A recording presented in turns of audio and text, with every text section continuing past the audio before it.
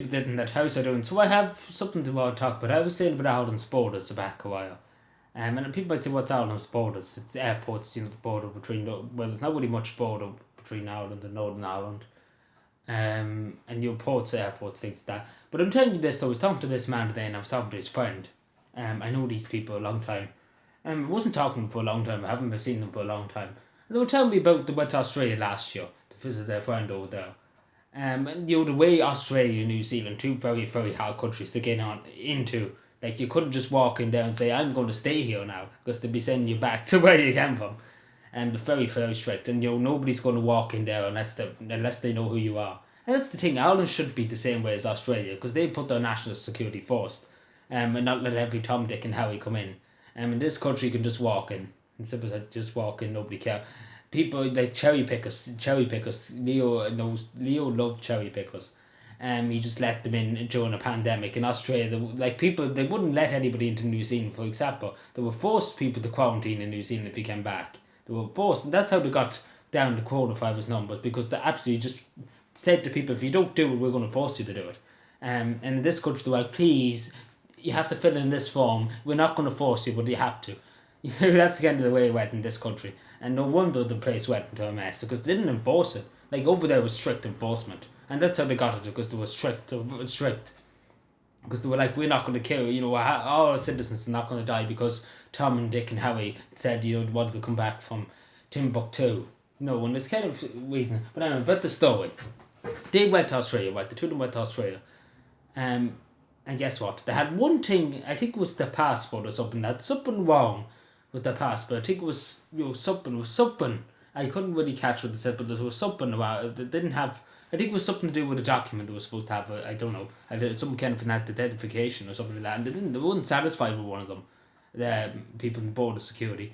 They looked through every suitcase, they even went through them, they looked at everything, they seen everything, they went through everything, and they said when they went, came back from Dublin Airport, from Germany, when Germany 2 years beforehand, they wouldn't check, nobody stopped them, nobody done anything, they were just let walk through. Just let walk through. Nobody stopped them. Nobody even asked, who are you? Where are you coming from? Just walked in. Nobody was stopped. There was not even one security person, they said. They just walked in. It was a Sunday. They just walked through Dublin Airport. Not even one person put up a resistance to say, where are you going? And they wouldn't do anything wrong, but it was just saying they were expecting over in Germany as soon as they landed. Straight away, checked. Ask who you are, where are you going to, why are you here? More or less. And in Australia, as he said, he was going to see a friend, and he was staying in the hotel, and one of them had to go on, and the other fellow was set back in the plane. They forced them to go back. He was saying, I'm going to see my friend, and that's that. And they were like, if you do that, we'll send you back quicker. And that's what he said was that. So they set them back. They put him back in the plane, and he had to waste. They wouldn't let him take. He was, he had his hotel booked and everything, and he wasted the money really too.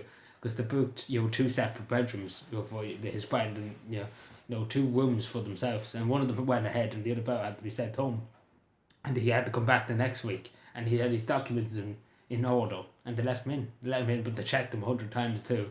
Very, very strict. There was one thing wrong, they set them back.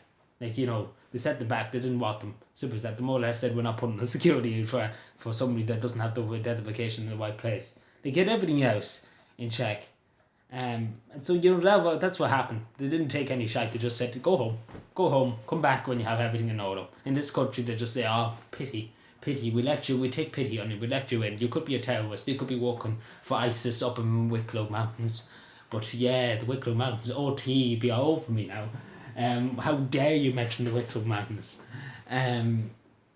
Because in this country, as I said, that's just typical. In this country, they get same with the coronavirus. They were supposed to sign a form. And their friend over there, and he was talking to them about they're doing well over in Australia, with the moment time they're not in lockdown in Sydney, they're kind of fine. But as they said, they were very, very strict. And that's how they got the numbers down, that's how they got the society open. They know the one province, New South Wales, in lockdown. But that's how they got it, to the place it was. Like in Ireland, it was terrible. There were nursing homes and things like that. But they were extremely, as that person in Australia said, they were very, very, the state was just like, we are going to take control of this, and if people are not going to work with us, we're just going to force you to stay in your house, and we're not going to care about you. in this country, they're more or less, please, don't bring any cherry pickers in. Well, please do. That's more or less what legal was like. But it just goes to show, very big change. And nobody will walk in.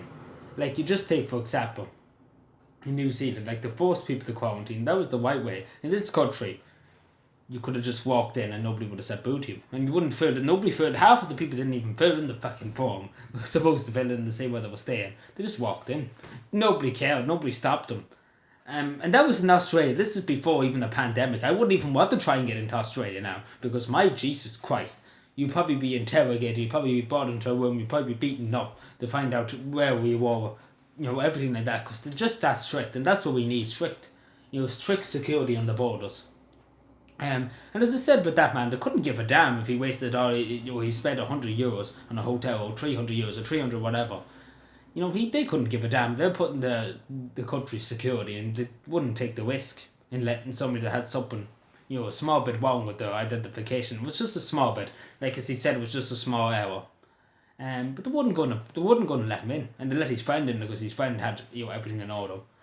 I don't know what people would take of that, but he wasn't really too happy. I can understand why you're coming all the way from Ireland and then you reach Australia and then they're like, you have to go home. And then he had to take the journey back a week ago. I would have been fucking pissed.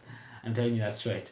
But, he wasn't happy with them. He might have said it's right, but he said he wasn't going to assist them either because they were very vicious people, as he said, if you got on the bad side of them. Up here, when, like as he said, one time he did go to Malta and he came back from Malta. And there was a few security checking him. And obviously they were more cautious. They were very afraid to do anything. They didn't want to breach their privacy or anything like that. So that's the kind of crack. Over in Australia, they just fired everything out of your suitcase and looked through it. They didn't care. They just couldn't care. They couldn't care about anybody's privacy. They're just like, security's first. Our security comes first. The hell with your privacy. Putting the people of Australia first. Putting their rights and putting their lives first. We're not going to let a terrorist walk in, just, like, he wasn't a terrorist or anything like that, but just, you know what I'm saying? Like, imagine if somebody went over with a gun, imagine if somebody went over to a gun, you could just walk into Dublin Airport, bring a gun in your suitcase, and nobody would be any wiser. But if you went to Australia with a gun, very quickly you would be very much surrounded and very much got rid of very quickly. But yeah, it's just kind of what we need now. We need very strict borders. We can't let Tom, Dick and Harry just walk in here without being known who they are. But anyway, thank you for watching. Subscribe for more and bye.